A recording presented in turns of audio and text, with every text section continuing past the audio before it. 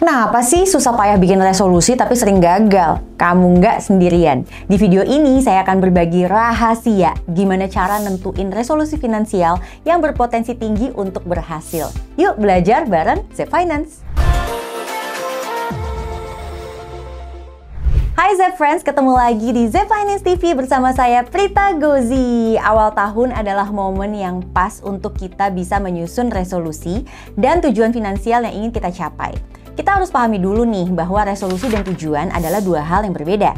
Resolusi itu state of condition yang kita ingin capai tahun ini, makanya sebaiknya cukup satu aja. Meanwhile, tujuan adalah target yang lebih terukur, makanya bisa lebih dari satu.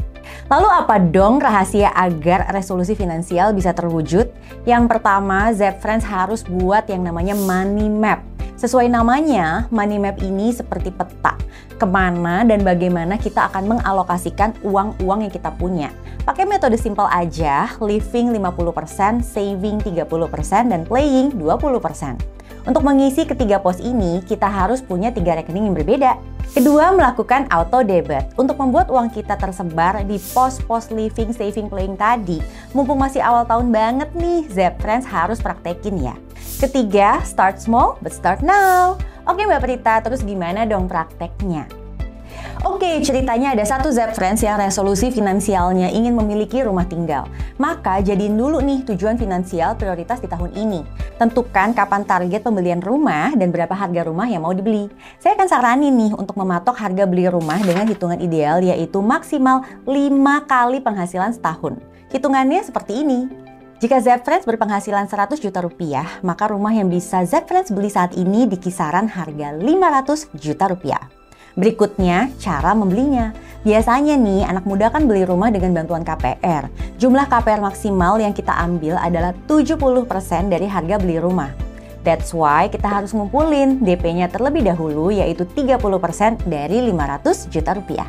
Terakhir, menentukan tenor KPR. Durasi ideal masa KPR setiap orang akan berbeda-beda dilihat dari usia dan masa kerjanya.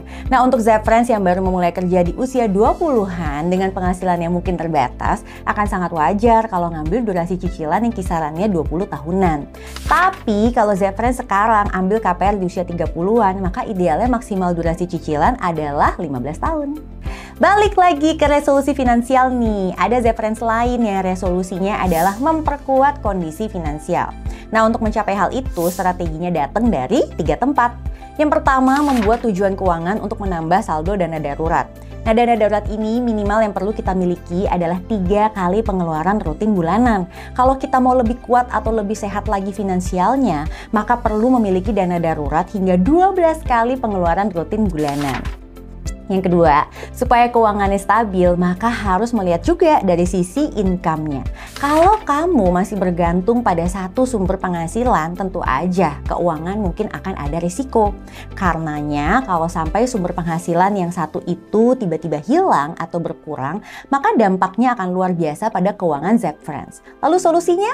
Ya mungkin perlu mikirin nambah potensi sumber penghasilan. Yang ketiga, memperkecil jumlah utang yang dimiliki. Utang ini kan jenisnya ada 2 ya, utang produktif dan konsumtif. Nah, yang perlu segera diperkecil adalah yang berjenis konsumtif. Utang konsumtif ini adalah utang yang kita pakai uangnya untuk kita konsumsi sehari-hari. Contoh, cicilan kendaraan, cicilan pembelian gadget, utang pinjaman online, dan pay later. Nah, usahain banget ya untuk mengurangi pembelian dengan utang konsumtif dan segera lunasi pay later dan pinjol kamu. Setelah menonton video ini, saya berharap semua resolusi finansial kamu bisa terwujud. Ada yang bilang uang mungkin tidak dapat membeli kebahagiaan.